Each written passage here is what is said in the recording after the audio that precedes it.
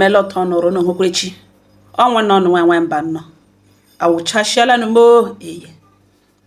ụmụnne m iwu nwaanyị nọ na di ịlọla di nwaanyị ọma bụrụ oche nga bịa kete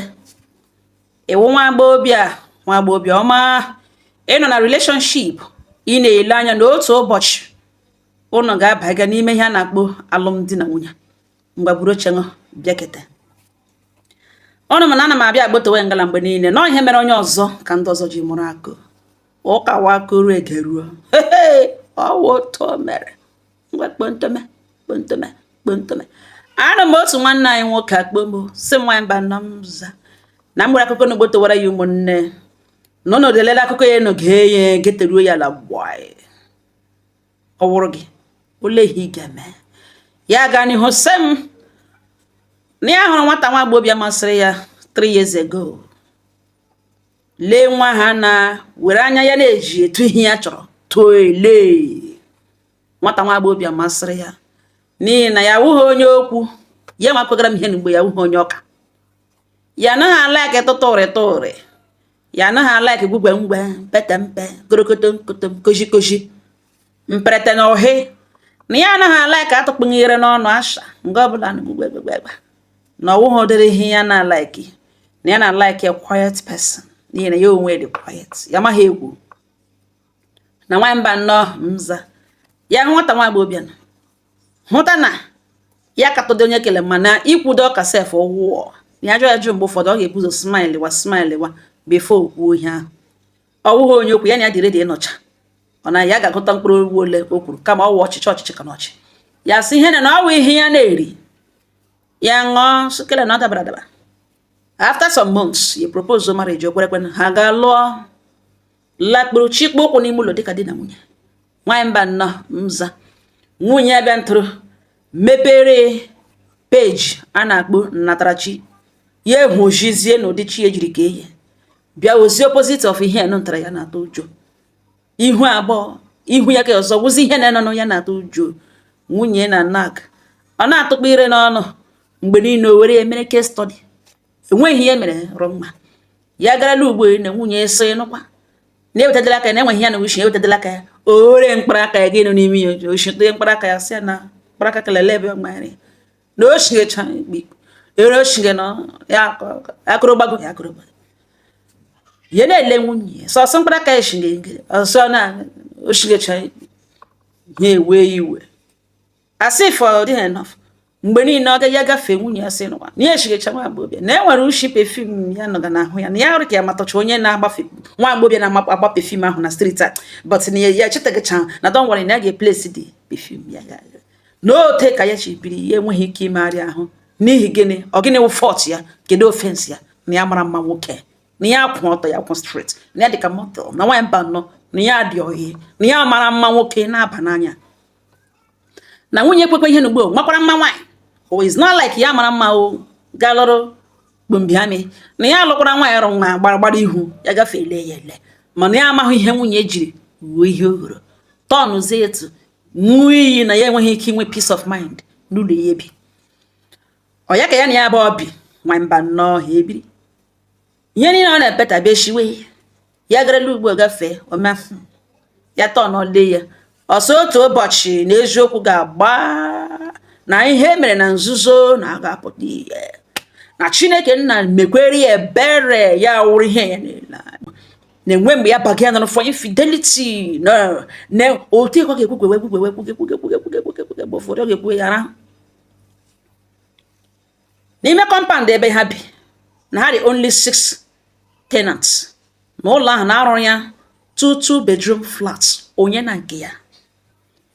na enwere neighbor ha ya na die bi neighbor ha ahụ ọnụnụ nke nwoke na ọ na-achụ nwaanyị ihe ọ na-achụ kpamkpara na ọ na-akụbe na ọ na-achụ chọọ pepịrọ na oji anya ahụ mkpirisi ụhụ hala ụkwụ nwaanyị hụpere hala rute n'ikpere o werela anya gbanwe odo ihe mebiele ọma nwata ọma ha oke na-eme na ọhịa na-esere ya na nwunye na that compound mgbe ụfọdụ ha ga-alụwa ọgụ gbara otopụta ọgịnị na-ese nwaanyị na ọ wụ otu aka this man na nwunye shibiri ha wee entertainment nyere the entire tenant otu akwa ya na die ha kpopoli ọgụ mgbe ụfọdụ ha ga-ekogide ishigogo onwe ha chi egwu this man na-agwa nwunye n'ike ya gwụle na the reason ya eji na-achụ nwaanyị na ọ ya nwa bidoro ya n'ihi na ya onwe na-achụkwa nwoke na ya onwe na ihe ọbụla ihe niile oboghị na ọ bụ ihe o mere ihe ewu nkomishi di na nwaanyị kogoro onwe ha ọkọ ma ọkọ gbuo nwunye ka ya bịa ntụtụruo ntị ala ege ihe this man mana oge ahụ mgbe nwunye ya gwaga dat na ngwa ka ha gaa village akwa ya gwala ka ha gaa village ya ṅụọra ya iyi na enwekwala nwoke ọzọ na ọwụ inferiority complex nye gị nsogbu na ọ na-efeel too inferior na yes na mgbe ahụ ọ ma na ọ gaghị mkpụrụ obi ya agaghị ezu ike na ọ gịnị ka o ji bịa lụrụ nwaanyị mara mma na ya lụrụ feeling that na ọ ga-apa mpa ya na ọ ga-apa ya ka akwa ọ wụrụzie nwa na-akọja ya isi akọwashi ya akpa ya gwurugwu ihe ewu nkomishi di na nwaanyị nebo ha kogara onwe ha mana ihe nwunye ya nọrọ wo mgbe di ya koga nwunye ya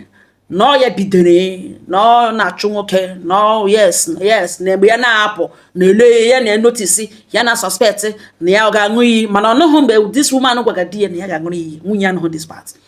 automatically nwunye ahụzie that woman dịka nwaanyị ọ nọ na di achọ di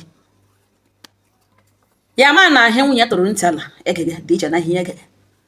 ya sị na wow ihe awụrụ ote marriage na-adị ọ dịkwa hụ mma mmadụ abụọ n'idiri ka atọ ọkọtụ dem ele ote nwoke ga-eshigwa nwunye ọ lụrụ n'ụlọ ọ na-achụ nwoke nwunye ya sị ọwụ na ọchụga nụ nwoke di ya gakọ ene ọwụ na ọchụga nụ nwoke di ya gakọ ene ka ọ na ọchụga nwoke ụdịrị nwaanyị a sef onwe na ya ga na-elegodi ya anya sef ya elekiri nwunye hụ na ọ chọrọ ibugharị okwu ahụ na ọnwụ n'ebe ọ chọrọ chanel okwu ahụ ejiri nnọọ ya pụwara ya nwaanyị mba nnọọ mza ọ ya ka ya nwere biznes kpọrọ ya gaa somewhere dịka mgbe nwoke na-ebili because of nature of his business na ebe a ka biznes ka eburu ya gaa that day ya kpọọ nwunye gwakwa ya n'abalị ka ya bụ discuss ya na ebe ya na-aga close to boundary with another state na ọwa ebe ije ahụ buru ya gaa ya erute ebe ahụ na jamụọ nwunye nebo ya this woman ya na di na-eko okoko na-alụ ọlụlụ na ihe bụ moto actually na ọ ya nwahụrụ ya gba brek ya sị n'ihi nwaanyị a bịara ebe ime ebe a ya kwa nwaanyị di ekogo ọnụ na ọ na-achụ nwoke na obere ebe ime na anyways ka nwaanyị nwere ike nwere relative ebe a ya gba brek gbowe ọhụ ya tie sole ihe mere mebe ya gwa sọ business ka ya bịara ya onwe bịakwara na-eme gịnị ọ gwa ya sị that means na otu ga-ehi ya ọhụ gaghị ya na compound ọjọkwana ha ese chai na nwanne ka ya toro mụrụ nwa ọhụrụ na ya bịara ọmụgwọ na ya na ohu ọmụgwọ na di ekwe na ahụkwa na akwa onye ọbụla dịkwa mma ya si onye ọbụla dị mma ya jụọ ka ọjụ ga-edi na ya na ekwu ya ọkwụkwala na ishe ya na ekoro na ọka na ewe iwe ya si no na ya na di edozile no na-enwe no problem na ya jọs na-ajụ ya ma di na lorukwa ụlọ na ya nwa ọhụ mana ote di na-eche eme ya gwa ya sị na di na-eloru na ọ na-elo na everyday na ọwụ na ọ na ya ka ọ ga-abịa jụ ya ihe anọ ọkwa ihe na-ekoro ha kwa ihe na-esere ya na di na ele oji ajụ ya ma ya ha na di na ọ na-elo everyday na nwa ya oji ajụ dịka ajụ the woman achịkwa ya gwa ya sị di eloge asị ya ngwa na o kelere nwanne ya nwaanyị mụrụ nwa ya bọchaa lorute jụọ ngwa nwunye so guess what nwunye so gị na nwunye nebo ya nọ na ya hụrụ ya ebe ha nọ ya emecha ihe na-eme ọla ka ya laga hụ wee nga ọgwụzi azụga ihe ya sị na nwaanyị ka olebịa ebe ka ebe ime nọ nwunye asị ya na ọwụ ya dị ọnụ ka di na-egwu ya na ọwa akwụna onye ma nwoke ọ chọrọ gị ebe ahụ ya gwa nwunye so cherekwa na ya ekwucha before na conclude na erute ebe ahụ ya na ekele ya jụọ ihe ọ bịara ma ọsọ nwanne ya ka o toro mụrụ nwa na ọ bịara ọmụgwọ ya na ọmụgwọ na kemgbe 3-4 days na ọwụ ya gara ọmụgwọ na ya na ọmụgwọ nwunye ya gwa ya sọ jụkwa di igbo di ya ga-asọ ọmakwa ha ebe ọ gara ya jụọ sọ jụọla nụ di na ya na di ọ na-akpa nkata na ọ ga jọs ga ebe ahụ nọga na 4 days di ya amaghị ebe ọ gara na ọ gịnị ka o ji kpoo nwaanyị kele ugwo na okporo nwunye ya nọrọ nga na gbawe sọ dị egwu na-enweghị ihe elege ka elewedo ihe ahụ ya na-ele ya gba ya nkịtị si nụkwa nga ya makwara hapụ igwu bagara onwe n'ime ụlọ ga saa ahụ ga ehi ụra nwaanyị mba nnọmza ọ ya ka after 2 days or thereabout somebody akpọ nwunye na-agwa ya na ọ hụrụ ya na nebo ya n'ebe dị otu a na gịnị ka di ya bịara ebe a bịa ime na street onye ahụ ọwụ ha na-abịa ya amaghị onye ọwụ asọfụ mgbe a na-ekwu okwu a maka na onye kọrọ nwunye kọchara nwunye describe efe bụ ya hụ yi that lady that woman yi describe efe oyi na oyi ororo gan black wụtụrụ awụtụ gora nwunye na ọhụrụ ya na die the woman oyi black gown wutra wut n'ihi na ihe black gown na ya gwa nwunye ihe that lady yi na ma mgbe nwunye jụgazie so ya gwa ahụ ya that na ya na this woman bokuru ga-ahụrụ nwa ha na hotel mmụọ ya na-agwa ya na enwere onye ma ha mere na o ji lọta nga na-akụ agakwa ha ọmụgwa o ji akọva onwe mgbe ihi na ọ ma na onye ahụ hụrụ ha ga-akpe ha ndị ọ ga-akụrụ ihe o buru ụzọ bịa ịkọva onwe ya jụọ yes that lady black gown wụrụ nnọọ wutu design ya with flower n'ihu ọkwana onye gọgakwana ya ihe ugbu a n'ọgọga ọgwa ya sọ dị necessary na ya gwara ya na onye na-achị eso n'ụjọ anaghị atụ ya na ya gwara ya na enweghị onye na-eme ihe ọjọọ Chineke na-anaghị agba n'anwụ na onye ọbụla metụtara ya na ụdị ọbụla o ji metụta ya na Chineke na-agba onye ahụ n'anwụ buo ya otere were otere ji n'anwụ gbaa na mgbe ya na nwunye mmadụ bukuru gawa hotel na the person sọ hụrụ ha na akụkụ hotel n'ihu hotel na the person sọ hụrụ ha n'ihu hotel ọ kọcha ya elu o kweghị ekwu that na actually nga ya na this lady na-amịga onwe ha ọnụ nọ n'ihu hotel onye ya ego ga-eji were anọda moto luwa ọ baezie moto ka eluwa na okweghị ekwu this part ya sị nọkwa na onye kwụna kọgakwara ya this thing nwunye sọ ọ mata na onye kọgara ya nọ na mata ya gwa nwunye na ọwụwụ n'ihu hotel na ya gbara breki n'akụkụ main road the woman ọzụga ihe na kiosk na ebe ya na nwaanyị na-ekele gị enweghị ihe gbasara hotel gbasara data area na ọnwa ya zụga ihe zụga ụmụ ya ebe a na-ere ngwa ofe ka ọ na-azụga ihe ya onwe nọ na moto na ọ bụ ya ma hụrụ this lady gba breki kelewe na ya amaghị onye kogara this thing na ya dị sure that na mmadụ kogara n'ihi na ihe mgbe ahụ o kwuru na the lady yi na oyi ororo gown black anọ ihe the lady yi na onye ahụ misfire mgbe ọsị na ebe ya na that lady na-ekele gị na hotel na ọ bụ hotel na ya wetu olu ala ihe ọ na-ebeta na ihe a nwaanyị nọ na di nwunye sị nwoke dị mbụ mara na nwunye chụga nwoke dị mbụ mara na nwunye na ọwa akwụna na ahụ ya nwunye na-ara na ọpepe ịrọ nwoke dị mbụ mara na nwunye na-agba oto o na nwaanyị onwetele o na oso na ndị na-emehie this woman ihu na-eme tige nwoke ibe n'akwa mgbe niile o na oso ọ ka agwụ ya n'ọnụ ya eche na nga aka okwu a ga-end nwunye gohere ụzọ nwapụ eji pịam ga-agwawa di nwaanyị a kọrọ ya aka n'ụzọ kọwara ya aka na-akụ gbugbugbugbugbu esu na dọọ nwoke gohere ụzọ pụtasị anebe gị na-enwe ihe mere ọ gwawa ya si ya biko gwa nwunye na hapụrụ ya di ya na ya gwa nwunye hapụrụ ya di ya nọọ ya nwapụtara na eji nga asụ nwunye na ọwa akwụnakwụna nọọ ya nwapụtara na eji nga asụ nwunye na ọ ya nwa nwunye bidoro ihe mere na o ji na-achụ nwaanyị na ọ kwuru ya onye ọbụla anụ ya na ihe ya chọrọ ịgwa ya na ọ gwa nwunye na ọ hapụgara ya di ya na ọ dị awe na DS gwara si ya gaji ọrụ dị ete ebe dị ụta na ọnwụ gịnị ka nwunye gara na sososo area gị ime ọ garute ebe ahụ na ya wụrụ ya na di ya kwụrụ gị ije ahụ na ihe bụ biznes di ya kpụrụ kemgbe 2 days ọ lọta na-abịa ịkọrọ ya akụkọ because somebody gidere ha n'ihu hotel ebe ha nọ na-abịa na-ezuzu gị di ya na-akọfe onwe na ọ gwa nwunye ahụ na-eyi pants gbahụgo oto ebe ọ hụrụ ya jaghe na ọ gwa nwunye ya ọ hapụrụ ya di ya pụta na paseji na-ele ihe sụga nwunye nọ na-agbata oyi awụzụcha ya the man eshi ebe ahụ lee ya na-asha aka the man lee ya the man ajụwa nwunye so di ọ gara ebe ahụ ya sị oke onye ahụ gwara ya sọ hụrụ ya na nwunye na hotel ya sị ya sị na actually na nwunye ya sị ka ọ gaa ọmụgwọ na nwanne ya nwaanyị mụrụ nwa mana anything can be an excuse na ọ bụrụ na somebody hụrụ ya na nwunye na hotel nwunye na nsogbu na ya na ihe o kwuru nwoke nọ ntere egwushi ụzọ isi nwunye na-ezo ọrụ kpọkpọrọ nwunye na fon nwaanyị ahụ lọta mgbe na-enweghị mgbe o kwesịrị ịlọta na-enyeghị na ọ lọtara wit tenshọn ọ lọtara wit iwe na gịnị isi ọ na-ezo na dọ di ya kwapụta ya eji ụta aka akpa nwaanyị apụtaghị eji a na-atọchi ya ọ na-atọrọ ya ka sị ọ gawa na dis ọda flat ga ebe ahụ na ọ mara ebe ya na dis man gara 4 days ebe ha bukuru gawa na ya gawa ebe ahụ ya gwara ya na ọ ya nwa bidogo all distance na ọ ya nwa ojiri na ọ ya nwa mere okwu ji pụọ ya ma di ya nụrụ ga-atọcha ya eji dis woman anụrụ na-eji n'ime n'ihu ụlọ ha ebe ahụ n'ihi na ata ebe niile bụ interlock yi nga gbu ikpere n'ala chelie aka na ntọ anyanwụ si na kemgbe di ya jiri lụ ya na-enwekwele nwoke krọsụrụ ụkwụ ya na-enwekwele nwoke ya na ya abụọ bara n'ime ụlọ egushikwu enweghị ụzọ na ije na ya na-apụ ka ya nwụkwa na moto accident na ya anyachapụla dị isi ya na Chineke na odopụ ndụ ya na ọ bụrụ na enwe mgbe nwoke ọzọ ya krọsụrụ nwoke ọzọ atụpụrụ ya mgbe niile di ya a na-akụ ya ọnụ ịchụ nwoke rute na nke na ewe agbawaziela ashịrị naanị na ya hụrụ nebọ ya kelee ya ọbụla ọwụ ihe ji atụpụta ya eji afta ya mụrụ ụmụ atọ edina na-edisgrace ya like this ma wele nwebe nwoke ọzọ kemgbe ekwerelu di na ọ dị Chineke mma na ọ dịrị ya mma nwaanyị ekoro akpa gwa die na ọ ga-achọ ya na ọ ga-achọ ya na ọpụpụ ya ga-apụ ya ga-eme na Chineke na ya ebido na-abụ di ọnụ di ese okwu cha ya gawa ebe oshi ebe a ka nwaanyị shi buru ha akpa ebe nwa ya tiri isi ya ma ya nọrọ nga gwa nwunye sakwa ihe otu gị na ọhụrụ na ugbu a ka ya chenjiere ya the game ka ya gosi ya dat na ya adịghị soft ka ya gosi ya dat na ọ wụ ịhụnanya denweghị ya since na ọhụrụ otu a marriage a nwaanyị ashi o ji kọkasha marriage nwaanyị ya si na ọtọ na ya iproof kwen ihe niile ọ na-eboghị mgbe niile ọ kpụrụ ya n'ọnụ mgbe niile to the extent ọ galaga kọkasha marriage nwaanyị ibe ya na ihe na-awụghị eziokwu na ọ ga-abịa pụọrọ ya n'ụlọ ya na otu a nwoke a shi bupụtachi ikpe akpa ya nwunye ka esi burukwe akpa nwunye ka bupụtachara eji na ọ ga-alawa n'ụlọ ha the man egughị ụzọ pụta guzoro na paseji ya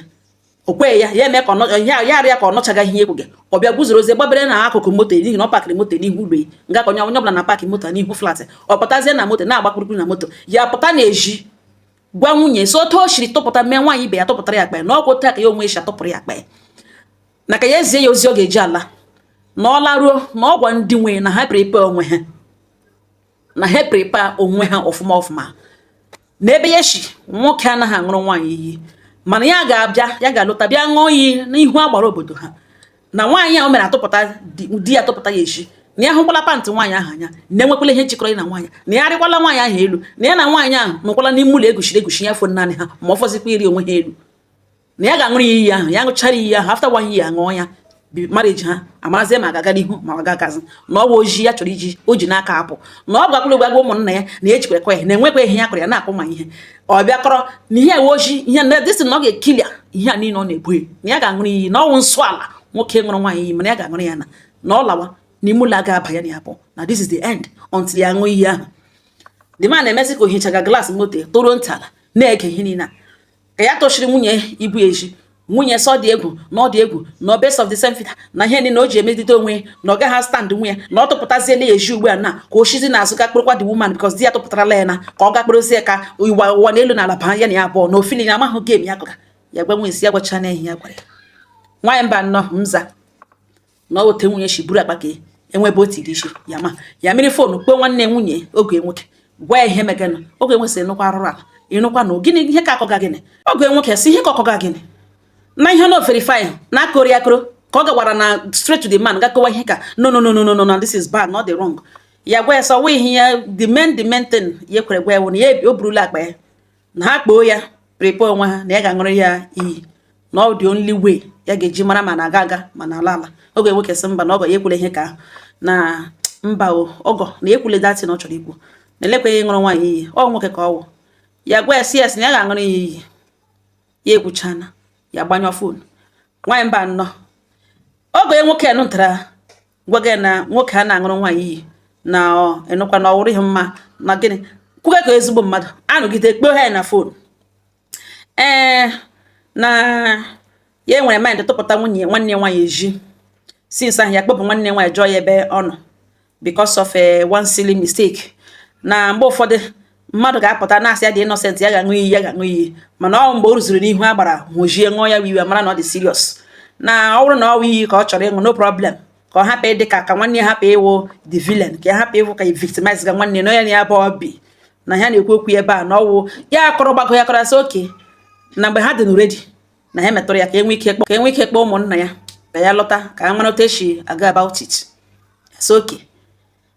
onye ka ya gbanyere fon kpọọ nwanne ka gwa ya nwanne si gịnị na na-eme eme ya gwa ha sị na ọnụ ihe ya chọrọ n'ọhịa ya chọrọ and the reason ya jiri chọọ ime ihe awụ ka ya nwee ike n'ihi na that man nọ na ya ṅụrụ na nwunye ya iyi ọ ga-eme ya kpachita that woman back na that lady na ọ wụ ezigbo mmadụ na ya ọwụ ihe gbasara problem ya ka nwa ya ga-eji hapụ di ya chisawa ụmụ ya no na ya ga-aṅụrịrị so that this man ga-ahụ na ya prove ole na ya gaghị aga ịṅụrụ this man mana ọnụ the information o nweta the information na ọ ga-eme ya reconsider n'ihi na marriage that man the man ya na nwunye ekwu ụmụ ha chi ụmụ na ọwụghị ya achọghị ihe dị ụta for those kids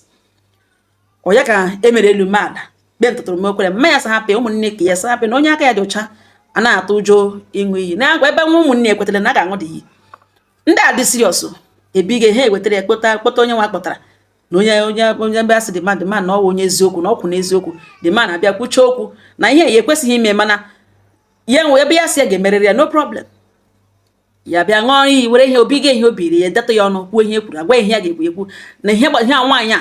enweghị ya marakwala nwaanyị asịgịrị ya na ya abụọ na ya marakwala na enwekwala otu eshiri na ya nwa enwekwala otu ihe ya na ya abụọ shiri banye n'ime ụlọ disa nda kwụcha ya deto ihe ọnụ wara onwe ka ya ṅụchara ọrụ ka enwe ihe gbara nwanyị n'isi tem 2 days later ọgwawa na ihe ya ṅụrụ ya ṅụta ya na ihe a na-ikwu na kemgbe e kwere lụọ nwunye na enwekwala otu ya na nwaanyị ọzọ ọ gara ewu naanị nwaanyị ahụ particularly ya gwa ya sị na ọwa idiot gbanyụọ fonu na ntị ya ṅụrụ na nwanne nwaanyị na ihe ọwụ na ọwa idiot ihe fili na mmadụ na onwe mmadụ ọnụ ya n'ime ya gbanyụọ fonu nwaanyị mba nnọọ ọ ya ka nwunye ekpere na ya dị very very sorry na ya fili na ya ga back out na ya fili na onye gwara ya datin nwụchara iyi sef na ọwụ otu ya shiri hụ nọ n'ihu hotel ya gwawa nwunye ya si ya nsogbu ana na ya ṅụọ na dị iyi na ihe niile o fili ga-adịzi necessary now na ihe ahụ fili gị mgbe ahụ ugbu a na ọ dị irrelevant na ya ṅụọ na dị iyi ya ṅụọ na dị iyi nwunye jụọ esele n'otu ya ga-eme ọ ga ya lụghachitara ya gwa ya sị ya gaghị aṅụrụ ya iyi na-abịa ka birikwe n'otu ụlọ no na ọ ga-anọ n'ụlọ ha for 1 year till ya ṅụọ dị iyi ya ṅụchazie dị iyi amara the next thing to do na nwaanyị mba nọ na nwunye ya pasara n'ụlọ pasara emekọ na-akpa ya emechọ mekpe ya ọ na-arịọ ya gwa ya sị na ya kpozine ya na ya ṅụrụ ya iyi na ya kpozine ya ya amahụ plan ya ka ọ hapụ ikpegbu ya asọwa iyi ya ṅụrụ na ya chọzi ihe na n'ụlọ ya gbanyụọ fon blọk ya after ya ṅụchiri iyi ya exactly ihe ahụ ya bu n'obi ihe ahụ intentions ya ejiri ṅụọ ya bụ iyi ọ ihe played out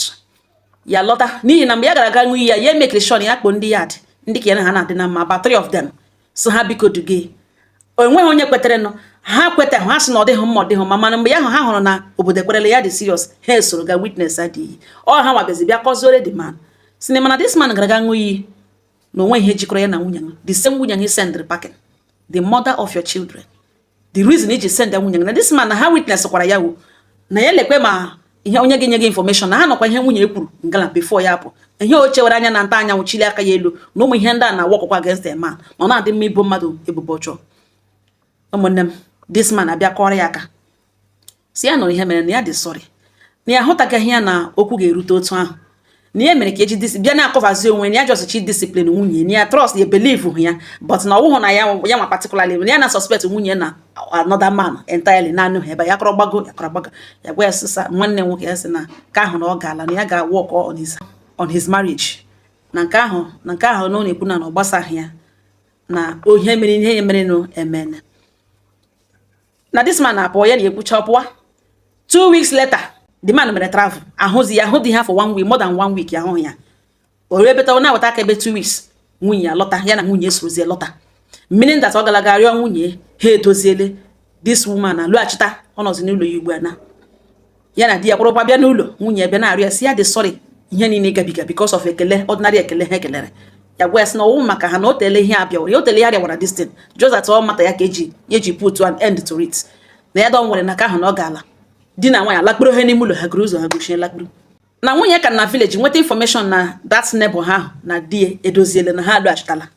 okpewa ya na fonu gwewe sị na after all onye mere ya na ya bụ ji nwego okwu na ya na di edoziele ya gbanyụọ ya fonu na ntị onye gwara onye nyere di information ya ma ọkwe na agwa ya na after onye mere ya na di eji ya na ya bụ ji nwego okwu na the man na nwunye edoziele na gịnị ka ha ga-eji continue na-ese ya gbanyụọ ya fonu na ntị nwaanyị mba nnọọ mza na ya ṅụọ n'iyi ya last month ṅụọ ya gaa chọọchị mee celebration ugbu a na ya gwala ha na ha return ihe ya kwụrụ n'isi nwunye na ya anaghị alụgazi na ya anaghị alụga na ọ dịla ka ọ ga-adị na ya agaghị alụzi na ihe ya chọrọ no peace of mind na ya ekiliala onwe and the target ya ihe kpatara na ihe eji ga ṅụọ iyi ahụ na ọ to restore that man's marriage and by God's grace di na nwaanyị edoziere n'ihi na aka ya dị ọcha that man na aka nwunye ya dị ọcha onye ihu na-arịọ onye azụ na-arịọ now ya jụọziele nwunye na mlezi ebe dị mata bugharịrị tebụl ya jụọ nwunye na ọ mara na okwu ga-ekwu okwukwu na ọ gba ya onye ka ori ya datin na ọ hụrụ this woman ya na this woman n'ihu hotel na mgbe ọ gwara ya onye ahụ ka the matter bido from there na ọ wụrụgodo ma ya rie na ya abụọ bịa together na ọ ga-ebugo ụzọ gwa ya onye gwara ya datin na m guess what onye gwara ya this thing wụ a lady na-alụbeghị di etiki m na-anụkwa a lady na-alụbeghị di ọlụbeghị di mana mgbe niile ihe buru moto na-agaje business ya n'ọkọtụ this lady aga down the street 2 streets away from their own get chere because all ụzọ aka ya na-agba ọ get chere na asị biko na ya drop pụtụ ya n'ihu junction na ya gwa ya ihe ya na-akpọ a young lady even though na we an old lady ya na-akpọ a young lady to make her feel better na ya biko na ya we married man na anya ndị mmadụ na ebe niile na ọ bata na moto n'ugbo nọrọ ọdụ eme onye ọbụla hụrụ ya na ọ gakọrọ nwunye na ọ ya nwa bugezi nebo ha na ole anya na ọlụbeghị di ya chọghị ihe ga-enye marriage nsogbu na ọ bụ na o jighị ego ka ya chọrọ ya obere ego o were gba moto continue njem ya na ya emene this lady 2 times ọbụbụ ọkwụsịzie enweta this lady shi nweta nọmba ya kpọọ ya one day na biko na ya needed help na mama ya nwụrụ na ebugere mortuary ya jụọ ya sọ ma bụ onye ahụ na okwetere pụta na street na ọ nọ mission i destroy marriage ya na ya ga-ejikwa polisi eme arrest na ọma ya nwụrụ taa na ọma mgbe maka ya nwụrụ ya gbanyụọ phone na ntị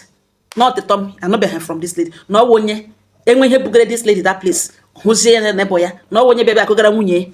na ya ejikwere hụ ya ya na die mana mind you nwa mba nọ na this lady kọrọ exactly ihe ọhụrụ